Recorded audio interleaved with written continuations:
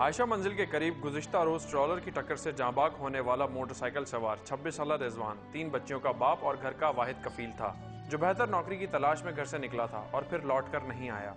बहुत अच्छा था वो बच्चा, बड़ों की बहुत इज्जत करता था। जरा सा बोल तो रिजवान रिजवान हाजिर है, रात नहीं आंधी नहीं देखे तूफान नहीं देखे वो लड़का खड़ा है।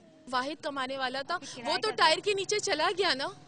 उस घर का कौन है? मकान किराए का, बच्चे छोटे भाई बहन जिनका एक ही वो बाप भी था माँ भी थी। इस घर को इंसाफ देने वाला कौन है?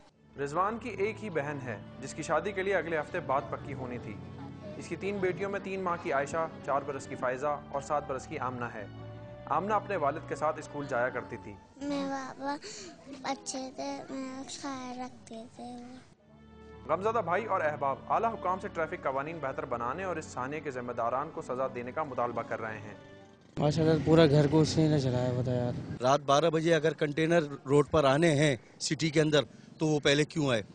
शहर में इस जैसे कई नौजवान हैं जो अपने घरों की कफालत के लिए निकलते हैं और कभी बेहंगम ट्रैफिक तो कभी खराब हालात का शिकार हो जाते हैं।